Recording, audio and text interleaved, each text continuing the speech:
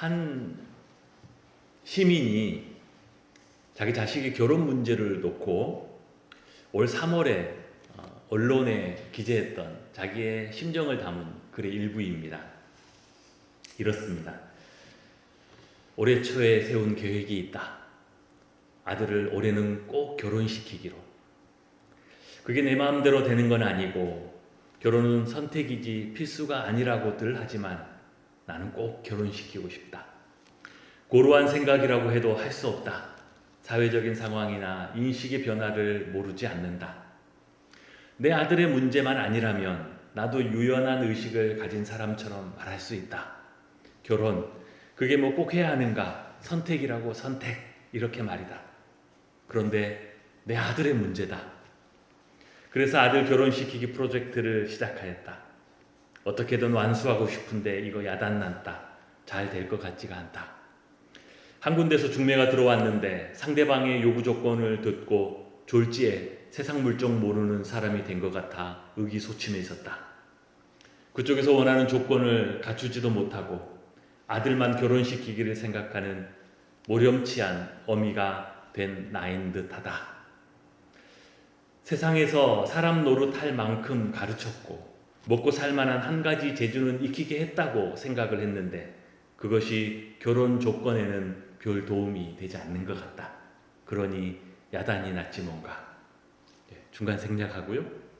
요즘 고민이 깊다. 아들 말대로 그냥 아들에게 맡기고 말까. 집신도 짝이 있고 젓가락도 짝이 있다는 말을 신뢰해야 하는지, 유연한 사람들처럼 결혼은 선택이니까 신경 쓰지 말아야 하는지 다 모르겠다. 갈수록 모르는 것만 늘어가니 나이 헛먹고 있는 것 같다. 이것저것 다 몰라도 좋으니 우리 아들만 결혼하면 좋을 텐데 말이다. 헛된 꿈일까? 예. 세상 사람들뿐만 아니라 그리스도인들도 비슷한 마음인 경우가 너무 많지요. 자식의 결혼 문제는 너무나 중요한 문제입니다. 역시 우리 그리스도인들에게도 마찬가지예요. 심지어 이 문제는 믿음의 조상이었던 아브라함에게도 닥쳐왔습니다. 오늘 본문에 아브라함이 아들 이삭의 아내를 구하는 이야기인데요. 이때 아브라함이 이삭의 아내를 구하고자 하는 이 본문의 때에 이삭의 나이가 40이었습니다. 왜 아들의 나이를 40이나 넘기게 되었을까요? 그만큼 아브라함에게도 이 문제가 그동안 참 쉽지 않았을 것을 우리에게 짐작하게 해줍니다. 오늘 우리는 이 믿음의 조상이었던 아브라함이 자신에게도 쉽지 않았던 이 자식의 결혼 문제를 어떻게 풀어가는지를 보면서 또 우리에게 필요한 지혜와 은혜를 얻고자 합니다. 아브라함은 오늘 아들의 아내를 구하는 일을 한때 자기의 후사로 여겨지기도 했던 그의 종 엘리에셀에게 맡깁니다. 그러면서 그가 어떻게 행해야 하는지 그 행할 바를 구체적으로 맹세케 하고 그를 보내지요. 무엇보다 아브라함은 이 문제를 자신을 부르시고 약속의 말씀을 주셨던 그 하나님의 관점에서 보았습니다. 즉 하나님의 말씀에 근거한 분명한 믿음을 가지고 있었다는 것이죠. 하나님께서 나에게 아들과 후사를 주시겠다고 약속하셨고 또 이 가나안 땅을 나와 내 후손에게 선물로 주셨다라고 하셨으니 이렇게 큰 축복과 은혜를 주신 하나님께서 당연히 약속하신 후사를 위해서 내 아들의 아내를 하나님께서 준비해 주시지 않겠느냐. 그러니 종에게 말하기를 가라. 하나님께서 너보다 앞서서 이 일을 준비하실 것이다. 이런 믿음이 있었습니다. 그래서 종에게 말하기를 7절이죠. 하늘의 하나님 여호와께서 나를 내 아버지의 집과 내 고향 땅에서 떠나게 하시고 내게 말씀하시며 내게 맹세하여 이르시기를 이 땅을 내 씨에게 주리라 하셨으니 그가 내 사자를 너보다 앞서 보내실지라. 하나님께서 예비하신 사람을 만나게 하실 것이다라는 믿음과 함께 아브라함은 그 종이 어떻게 행해야 하는지 구체적인 원칙을 정해줍니다.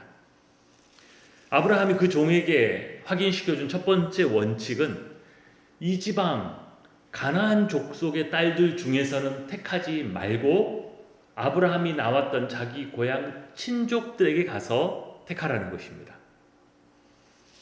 왜 아브라함은 이미 자신이 수십 년째 살고 있는 그 가나안 땅에서 아들을 위하여 아내를 택하지 말라고 했을까요? 우리가 생각하기에 혹 그들은 불신자들이기 때문인가? 그러면 믿는 자를 구하기 위해서 자기의 고향으로 종을 보내는 것인가? 이것은 맞지 않죠. 왜냐하면 지금 이 본문 당시에 지금 온 땅에 하나님을 알고 하나님을 믿는 자는 아브라함 가족밖에 없어요. 왜냐하면 아브라함을 맨 처음 부르시고 그에게 믿음과 축복의 말씀을 주셨기 때문이죠.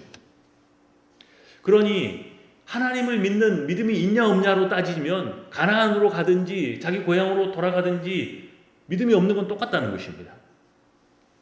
그런데 왜 특별히 가나안 여인은 안 된다고 했을까요? 아브라함은 지난 수십 년간 가나안 땅에 그들과 함께 거류하면서 그들이 생활하는 모습을 지켜보았습니다. 아브라함이 그때 보았던 가나안의 여자들, 가나안 사람들은 모두 다 철저한 우상 숭배자들이었을 뿐만 아니라 더 중요한 것은 그들은 모두 다 자기 욕망과 원하는 것을 위해서는 넘지 말아야 할 선이라는 것이 없는 사람들이었습니다. 특히 가나안 여자들은 성적으로 너무나 타락해 있었기 때문에 아버지가 누구인지 모르는 그런 자식을 낳는 것을 대수롭지 않게 여겼을 뿐만 아니라 심지어 아버지가 누구라고 도저히 말할 수 없을 것 같은 그런 자식들도 빈번하게 낳았어요. 그래서 하나님은 나중에 이스라엘을 출애굽시키고 다시 약속의 땅 가나안을 그들에게 주시면서도 여호수아와 그 이스라엘 백성들에게 엄히 명령하여 이르시기를 절대로 그들의 그 행실을 따라하지 말라라고 경고하셨습니다. 레위기 18장 30절에 보면 그렇습니다. 그러므로 너희는 내 명령을 지키고 너희가 들어가기 전에 행하던 가증한 풍속을 하나라도 따름으로 스스로 더럽히지 말라. 나는 너희의 하나님 여호와니라. 너희가 들어가기 전 가나안 사람들이 그 땅에서 그동안 행해왔던 그 어떤 것도 따라하지 말라는 것이죠. 너희 스스로를 더럽히지 말라. 또 신명기 7장 3절에는 또 그들과 혼인하지도 말지니 내 딸을 그들의 아들에게 주지 말 것이요 그들의 딸도 내 며느리로 삼지 말라라고 명령하십니다. 그러므로 아브라함이 종에게 말해주었던 첫 번째 원칙은 즉 가나안 여자는 안 된다라는 이 원칙의 의미는 무엇이냐? 세상에 깊이 빠져있는 세상적인 여자는 안 된다는 것입니다. 세상의 가치관에 깊이 빠져서 세상의 욕망과 세상의 자랑만을 추구하는 그런 인생관을 가진 그런 여자는 안 된다는 것입니다. 두 번째 원칙은 종이 먼저 아브라함에게 했던 질문에 대한 답변으로 주어졌는데 5절에 보면 종이 이렇게 말합니다. 이르되 여자가 나를 따라 이 땅으로 오려고 하지 아니하거든 내가 주인의 아들을 그 땅으로 인도하여 돌아가리이까. 아브라함의 대답은 확고했습니다. 그 여자를 이 땅으로 데리고 와야지 절대 내 아들 이삭을 그곳으로 데리고 가서는 안 된다는 것입니다.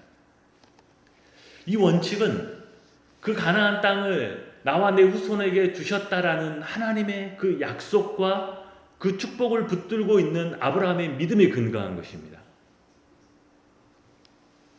이삭의 아내를 이곳 하나님이 주신 약속의 땅으로 하나님을 섬기는 영역으로 데리고 들어와야지 이삭을 데리고 이 약속의 땅 믿음의 영역에서 벗어나서 불신앙과 세상의 영역으로 데리고 나가서는 안 된다는 것입니다. 아브라함은 명확하게 말합니다. 8절이죠. 만일 여자가 너를 따라 오려고 하지 아니하면 나의 이 맹세가 너와 상관이 없나니 오직 내 아들을 데리고 그리로 가지 말지니라. 아브라함이 보여주는 두 번째 원칙의 의미는 최소한 결혼을 통해서 우리의 자녀들을 믿음에서 세상으로 데리고 나가려고 하는 그런 사람은 안 된다는 것입니다. 최소한 결혼 상대자로서 믿음이 있으면 당연히 더할 나위 없겠죠. 그러나 최소한 결혼하고 나면 네, 저도 한번 교회 나가보겠습니다. 뭐 이 정도. 아니면 100번 양보해서 솔직하게 이 결혼은 하고 싶은데 제가 아직 사실 기독교에 대해서는 잘 모르겠습니다. 뭐 이 정도 사람도 아니고 아예 처음부터 결혼을 앞두고 나는 당신이 나와 결혼하고 나면 교회 안 나가면 좋겠습니다. 결혼하고 나서도 남편 당신도 또는 부모님들도 나에게 종교를 강요하지 마십시오 라고 처음부터 이런 마음이 있는 사람이라면 안 된다는 것입니다. 그를 결혼을 통해 약속의 땅 안으로 믿음으로 데리고 들어와야지 믿음의 영역에서 세상으로 나가는 방향으로 결혼을 해서는 안 된다는 원칙이죠. 이 아브라함의 믿음과 원칙을 듣고 그대로 행하겠다라고 맹세한 종은 낙타 10피를 끌고 먼 길을 떠나서 메소포타미아 나홀의 성, 즉 하란에 도착하게 되는데 성 밖에 우물 곁에 딱 저녁 때에, 즉 여인들이 물 기르러 나올 때에 그 우물 곁에 도착하게 됩니다. 그 종은 그곳에 도착하여 가장 먼저 자기 주인의 하나님 아브라함에게 이렇게 기도합니다. 자기 주인의 하나님 앞에 아브라함을 위해서 기도하는 거죠. 마치 아브라함의 기도와 똑같은 것이죠. 12절이죠. 그가 이르되 우리 주인 아브라함의 하나님 여호와여 원하건대 오늘 나에게 순조롭게 만나게 하사 내 주인 아브라함에게 은혜를 베푸시옵소서. 어떤 것도 하기 전에 먼저 하나님 앞에 기도하고 있음을 발견합니다. 만나보고 나서 하나님 이 사람 맞습니까? 이게 아니라 그 누구도 만나기 전에 먼저 기도하고 있는 것을 보죠. 만나기 전에 먼저 은혜를 구하고 먼저 기도해야 합니다. 미리 기도해야 하는 거예요.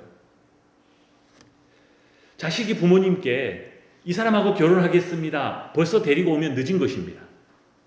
그때는 어떻게 할 수가 없습니다. 그러니 어떻게 해야 돼요? 먼저 기도해야 합니다. 미리 기도해야 돼요. 목사님, 사실 우리 아들은, 우리 딸은 한참 좀 남은 것 같은데요. 지금 기도해야 된다니까요. 당면하면, 벌써 자식이 어떤 사람을 데리고 오면 그때는 늦은 거예요. 그러면 어떻게 주인 아브라함이 그의 믿음과 정해준 원칙에 맞는 그런 여자를, 하나님이 예비하신 여자를 분별하고 또 알아보고 만나게 될 것인가? 종은 상당히 구체적으로 기도하고 있는데요. 그게 14절입니다. 그 우물 곁에 해질녘에 앉아서 이렇게 기도하죠. 한 소녀에게 이르기를 청하건대 너는 물동이를 기울여 나로 마시게 하라 하리니 그의 대답이 마시라 하고 내가 당신의 낙타에게도 마시게 하리라 하면 그는 주께서 주의 종 이삭을 위하여 정하신 자라 이로 말미암아 주께서 내 주인에게 은혜 베푸심을 내가 알겠나이다.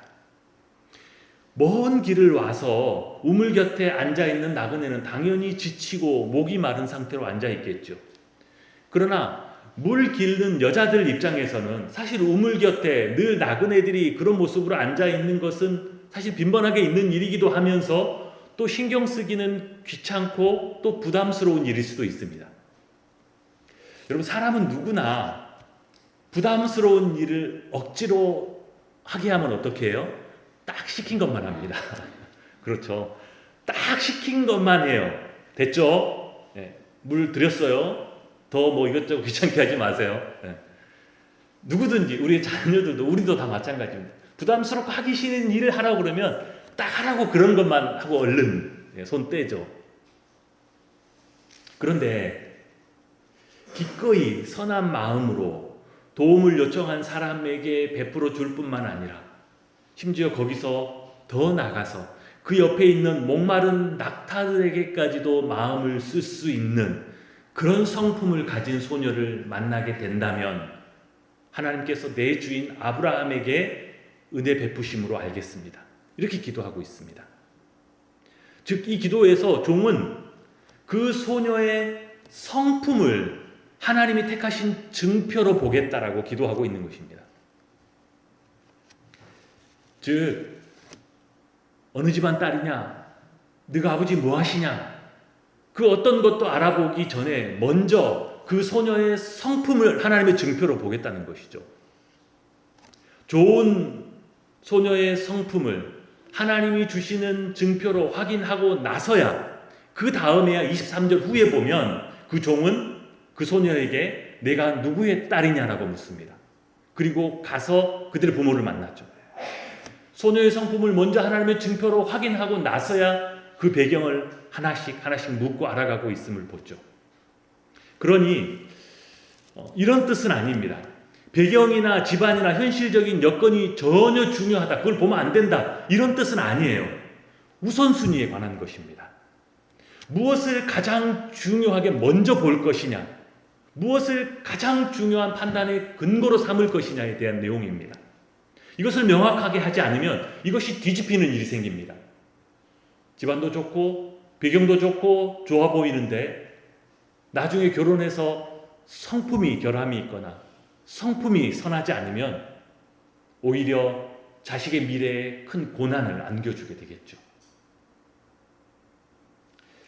오늘 이 종의 기도가 얼마나 하나님의 마음에 합하였던지, 그 기도가 마치기도 전에 한 소녀가 물동이를 어깨에 메고 등장하게 되는데 그가 누구였어요? 얼마 지나지 않아서 이삭의 아내가 되었던 리브가였습니다. 하나님이 그 아브라함의 기도와 믿음, 그리고 이 종의 기도에 구체적으로 응답하시면서 이끌어가고 있는 것을 보시죠.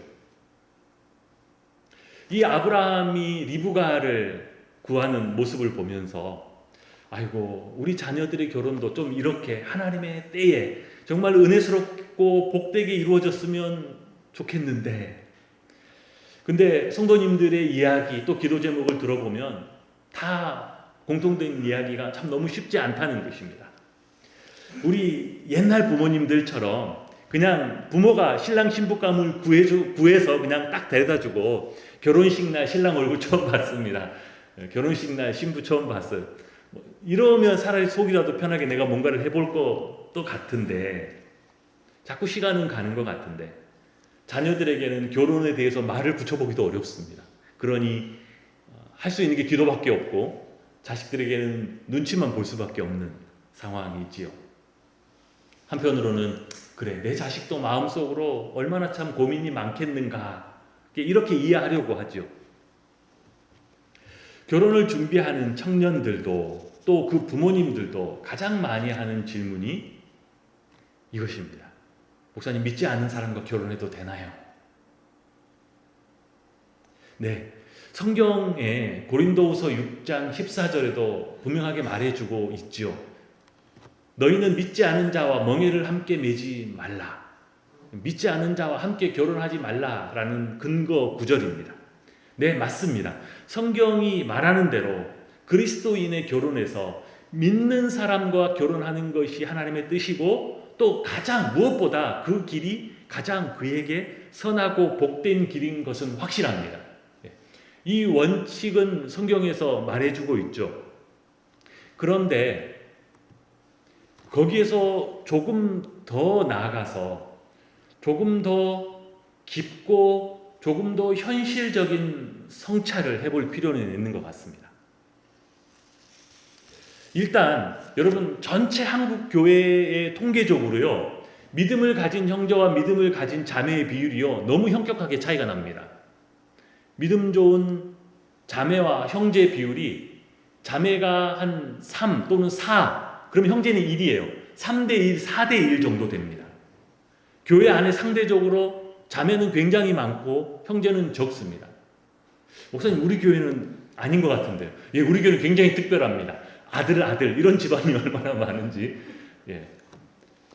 한국 교회 전체적으로 보았을 때 통계가 그렇다는 것이죠.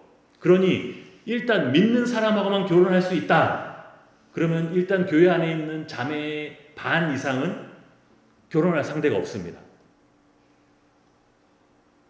그러니 자기의 딸을 위해서 그렇게 열심히 기도하던 집사님, 권사님들도 느지막이 어쩔 수 없이 믿지 않는 사위를 볼 수밖에 없는 상황이 생겨나고 그것을 우야무야 쉬쉬하면서 그렇게 결혼식을 진행하게 되는 경우가 생기는 것이죠. 맞다 틀리다를 얘기하기 전에 현실을 이야기하고 있는 것입니다. 이런 경우도 있습니다. 어떤 자매가 결혼 조건으로 믿음 좋은 형제를 찾는다라고 공언을 했습니다.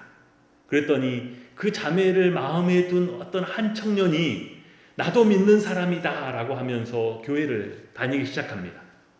심지어 새벽 기도에도 1년 동안 단 한 번도 빠지지 않고 얼마나 열심히 신실하게 나오는지 모릅니다. 그래서 와, 정말 이 시대에 보기 드문 신실한 청년이다 라고 해서 그 자매도 마음에 받아들이고 또 그 부모님들도 좋아해서 결혼을 시켰습니다.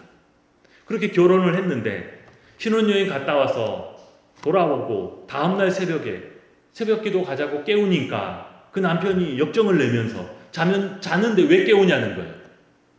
그 새벽 기도 갈 시간이라고 하니까 하는 말이 내가 이제 결혼까지 다 했는데 뭐하러 거길 또 가냐고. 예, 물론 반은 조금 과하다 꾸며낸 이야기지 않을까 생각도 드는데 내용인즉슨 이렇습니다. 때로는 사람이 또 그 젊은 때에 나도 믿는다, 나도 기독교인이야 라고 하는 그 말이 그 사람의 어느 정도의 믿음을 보장해 주는 것이고 돌이켜보면 다 그때는 정말 부끄럽고 미흡한 믿음일 때가 오히려 더 많지 않았었습니까? 사람의 그 청년의 때의 입술로 나도 기독교인이야, 나도 믿어 라고 하는 말이 어느 정도의 믿음을 보장해 주는 것인지. 또한 여러분 우리의 자녀들의 경우도 있습니다. 즉 어릴 때 정말 사랑스럽고 귀엽게 성장해 갈 때 교회 안에서 자라고 말씀 암송하고 예배 잘 드리고 은혜 안에서 그렇게 잘 자랐던 우리의 자녀들. 그런데 지금은 믿음의 자리, 지금은 예배의 자리를 비우고 있는 우리의 자녀들은 그럼 지금 그들은 믿음 안에 있는 것일까요? 아니면 믿는 자들 밖에 저 세상에 있는 것일까요? 저는 그들이 여전히 하나님의 은혜 안에 있다라고 믿습니다. 왜냐하면 하나님이 부르시면은 결코 후회하심이 없기 때문입니다. 하나님이 그때는 사랑하시고 그때는 은혜를 주셨다가 지금은 잊어버린 바 된 그런 사람은 있을 수 없기 때문이죠. 이런 경우도 한번 생각해 보겠습니다. 둘 다 믿지 않고 살았던 부부가 있습니다. 그런데 살다가 부인이 어느 날 하나님의 은혜로 복음을 알게 되고 예수를 믿게 되었습니다. 자, 그러면 이제 그 불신자인 그 남편을 어떻게 해야 할까요? 이혼하고 갈라서야 할까요? 그래야 믿음이 좋은 것일까요? 주님은 뭐라고 하실까요? 고린도전서 7장 13절에는 이렇게 말해줍니다. 어떤 여자에게 믿지 아니하는 남편이 있어 아내와 함께 살기를 좋아하거든 그 남편을 버리지 말라. 네, 이미 결혼한 경우에는 믿지 않은 남편이라고 할지라도 또는 믿지 않는 부인이라고 할지라도 버리는 것이 신앙적인 행동이 아니다. 그것이 하나님의 뜻이 아니다라고 말해주고 있습니다. 즉 믿지 않는 부인과 믿지 않는 남편이 한쪽이 믿고 한쪽이 믿지 않는다 할지라도 그 부부가 함께 사는 것이 주님의 뜻이라고 말해주지요. 되냐 안 되냐라는 단순한 대답보다 맞냐 틀리냐보다 그런 흑백의 대답보다 더 중요한 것은 그 가정을 위하여 일하고 계신 하나님의 은혜입니다. 이미 그 가정에 하나님의 계획하신 일을 시작하셨고 하고 계신 하나님의 은혜. 믿는 사람과 결혼하는 것이 가장 복되다라는 하나님의 뜻을 우리가 이미 다 알고 있습니다. 그런데 그런 뜻을 이미 알고 있는 우리에게도 아브라함과 같은 비슷한 상황이 생길 수 있어요. 아브라함이 어떠했었습니까? 물론 구속사의 특별한 시점이었기 때문에 발생한 상황이었지만 아브라함이 자기 아들의 아내를 구할 때 가나안에도 보토 친족의 땅에도 어디에도 믿는 사람은 없었습니다. 믿는 자를 아들의 아내로 구해올 수가 없었어요. 그러나 그 안에서 하나님의 뜻을 찾아야 했습니다. 어차피 안 믿는 사람이라면 이럴 바에 그냥 세상적인 조건이라도 좋은 것으로 좀 보자, 이렇게 하면 안 된다는 것입니다. 그것을 우리가 아브라함을 통해서 보지요.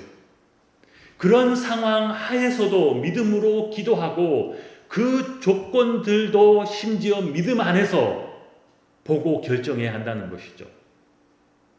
자식이 상대를 데려오면 이미 부모의 역할은 늦다고 했습니다. 미리 자식들보다 앞서서 기도해야 합니다. 여러분, 부모의 역할은 자식이 선택한 결과를 바꾸려고 하는 것이 아닙니다. 부모의 역할은 하나님 앞에 먼저 기도하고 자식의 선택을 축복해주고 나를 택하신 하나님께서 내 자식의 가정에도 복 주실 것을 믿고 하나님의 일하심을 기대하고 자식의 가정을 바라보아 주는 것입니다. 이 결혼에 대한 설교를 준비하다 보니까 제가 결혼하려고 준비하고 있던 때가 생각이 나더라고요. 아직 한 번도 말씀드려 본 적은 없었던 것 같은데, 돌이켜보니까 결혼하겠다라고 안동에서 서울로 잠시 올라왔던 장모님을 처음 뵈었을 때, 그때 제가 드디어 그때가 되어서야 내가 정말 아무것도 가진 것이 없구나라는 것을 깨닫게 되었습니다. 그때까지 제가 뭘 했느냐? 성대 다니면서 기도 학생에서 은혜 받고 마음이 뜨거웠습니다. 신학교도 가고 은혜 받고 그것이 전부인 줄 알았어요. 내가 아무것도 없는 줄 어떻게 알았느냐? 장모님을 뵈러 가야 되겠다라고 했던 그날 정말 아무것도 없었습니다. 아버지는 제가 제대할 때 먼저 돌아가셨고 정말 은혜 받고 마음이 뜨거운 후에는 아무것도 없이, 가진 것도 없이, 대책도 없이, 직장도 없이, 심지어 나이도 제가 훨씬 많았습니다. 30의 나이로 23살 아직 대학을 졸업하지도 않는 딸을 달라고 그렇게 장모님을 배웠었는데, 심지어 지금도 아무것도 없는 것은 거의 큰 차이가 없는데, 그런데 지금 생각해 보면 참 장모님이 대단한 분이셨습니다. 어떤 분이셨냐? 정말 믿음 하나를 보는 분이셨습니다. 아이고, 믿음 좋은데 이것도 없고 저것도 없고 내심 고민할 수도 있잖아요. 아이고, 이걸 어떡하나. 근데 고민하는 기색이 전혀 없으셨습니다. 처음에 얼굴 보시고 이것저것 물으시고 앞으로의 계획을 물으셨습니다. 계획이래 봐야 제가 무슨 계획이 있겠어요. 언제 강도사 받고 언제 목사 안수 받고, 이게 무슨 대책이에요. 이것으로 누가 전셋집이라도 구할 수 있습니까? 웬만한 사람 같으면 어떻게 생각하겠어요? 아이고, 내 딸 고생문이 후원하구나. 그래서 바로 마음 문을 닫고, 그래, 먹던 밥은 먹고 가게. 이렇게 하지 않겠습니까? 그런데 고민하는 기색도 없이 담담한 얼굴로, 그러나 밝고 온화한 얼굴로 나를 맞아주셨습니다. 나중에 깨닫게 된 것이 이것이었습니다. 장모님이 그 자리에 나오기까지 정말 오랫동안 정말 많이 기도하셨었구나라는 것이었어요. 제가 그것을 깨달았습니다. 사실은 결혼 허락을 받기 위해서 그동안 나름 기도했다라고 하는 나하고도 비교할 수 없을 만큼 자녀의 기도를 위해서 많이 기도하고 계신 분이셨습니다. 그래서 그 결혼을 하나님의 뜻 가운데 허락하셨고 그 은혜를 입고 제가 오늘 여기까지 오게 되었습니다. 자녀의 결혼 문제 누구에게도 쉽지 않고 어려울 수 있습니다. 우리가 믿음으로 원칙을 세우지 않으면 세상 사람들의 원칙과 함께 휩쓸려 갈 수도 있습니다. 그러니 먼저 기도하고 먼저 준비해야 합니다. 그리고 자녀들의 선택과 삶을 축복해주고 하나님의 선하신 은혜가 나를 이끌어 오신 것처럼 내 자녀들의 그들의 가정에는 어떻게 역사하시는지 감사와 찬양으로 지켜보는 우리 모든 성도님들 되시기를 주님의 이름으로 축복합니다.